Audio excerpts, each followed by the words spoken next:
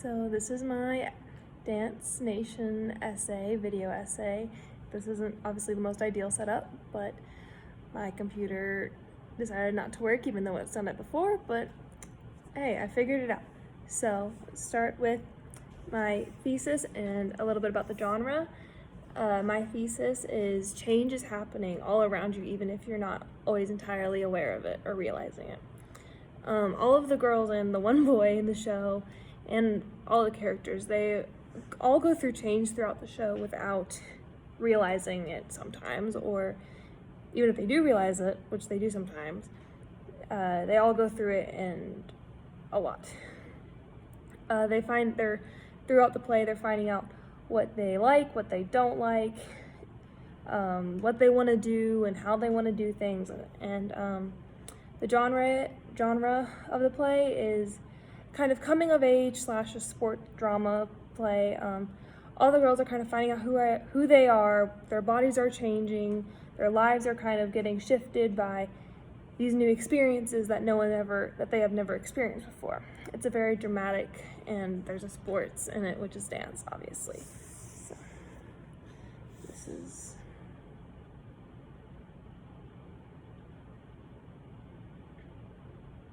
Next is the title. Let's talk about the title. The dance part of the title kind of came pretty easily. It's about dance. It's about a group of dancers, which that kind of led its own. But a nation, by definition, is a large body of people that are united by a common descent, history, culture, or language. And in a lot of ways, this group of dancers is like a mini nation of sorts.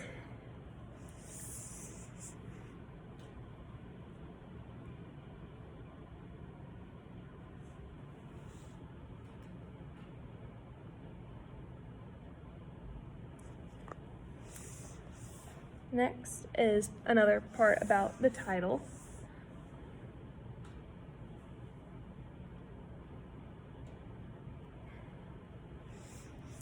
So, going off of nation, normally a lot of times a nation has some sort of saying or a pledge. For example, the Pledge of Allegiance, when everyone says it all at the same time and does the same thing. We all stand up and we go, for one nation under God, indivisible, with liberty and justice for all, with our hands over our hearts. And throughout the play, I noticed they say a lot of stuff in sync like that. For example, on page 87, they're all getting excited about going to Tampa, Florida, potentially. And so they're all chanting together, Tampa, Tampa, Tampa. And then on page 139, they have a whole monologue area that they all speak together, starting with, I knew in my bones no one could have, blah, blah, blah. One of the things that really stuck out to me when we're trying to find stuff about nations and stuff was that on page 39, they are referred to as a little army. And a lot of times an army, a small army, or just an army in general, can be referred to as a nation because it is a group of people that kind of share the same ideals and beliefs and kind of have the same motive. Next is references. References are basically anything that's in the play or show or anything that the people that are in the play they talk about, and it relates to our world. A lot of the things in the play that I picked up on that were references were different places in the world or in US because that was what their goal was, to get there and go to all these places for dance competitions. For example, on page 13, they say there's a competition in Philadelphia, and Arkin, Ohio, and Lanoka Harbor, New Jersey, and Tampa Bay, Florida, and so on. And they talk about the theme for the new dance, and they make a lot of references to Gandhi and where he's from. On page 17, they say the legacy of Gandhi. You'll be basically performing about the legacy of Gandhi. And they say he's from India. Someone will play the role of Gandhi in the dance. and they end up talking about two of them. They end up talking about what they want to do with dance and what their plans are, maybe over the summer, and or even if they want to do it professionally. It says that they say this person is applying for the ballet fellowship at the Pittsburgh Ballet, and somebody else, dance teacher Pat, wants to send them to Russia to practice ballet and get professional training from Russia.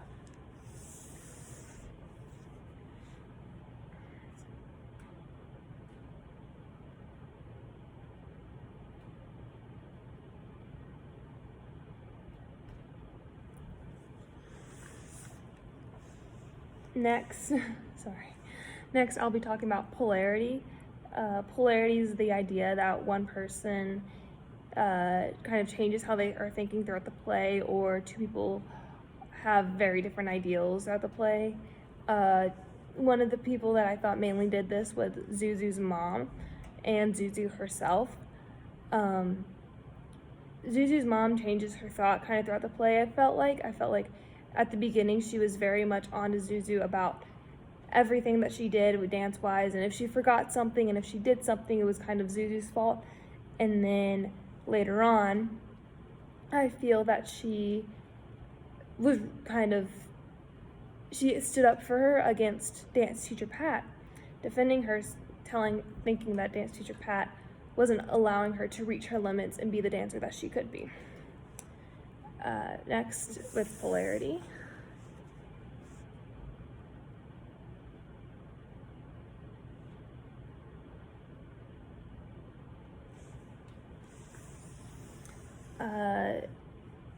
At the beginning of the play, from page 30 to 31, Zuzu's mom asked her, like, "You forgot the plie, huh?" And she's like, Zuzu's just like, "I don't know, I don't remember."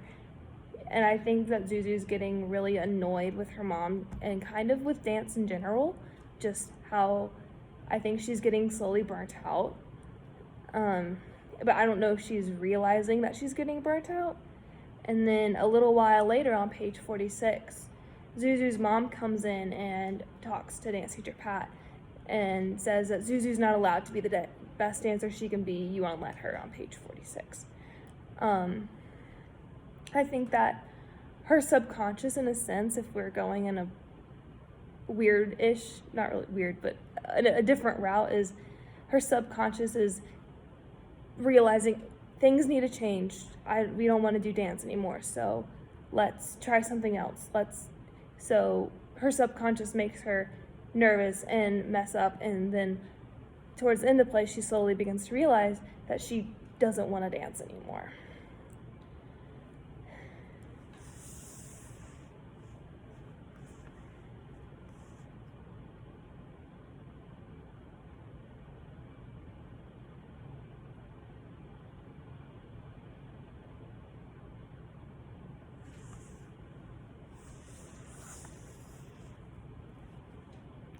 So for my conclusion,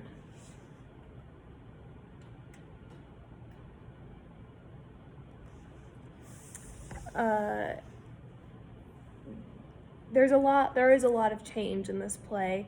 A lot of the girls and the one boy, Luke, they're at the age where they're experiencing new things with their body. They're getting their periods, they're getting interested in relationships and having sex, and one thing that was mentioned was masturbation, and I think that they are changing a lot, and it's all about processing the change and how they're dealing with it, and I think they're all dealing it very differently. Zuzu's change is going from dance and leaving dance because she realizes that that's not what she wants to do, and she realizes it when she's talking to Luke about her future. They all are going through physical changes and experiencing new things, and I think that's why, especially with Zuzu and even all of them, change is always happening, and sometimes you don't realize it's happening until after it's happened. And Zuzu is changing, and she doesn't really, maybe doesn't understand why, like maybe when she forgot the dance, she doesn't understand why she forgot the dance or any of that fun stuff. And I think towards the end it's a little more obvious why she forgot it. It's because I think going off that weird route is her subconscious is telling her, hey, this is time for it to be done, and change what you're up to, change what you're doing.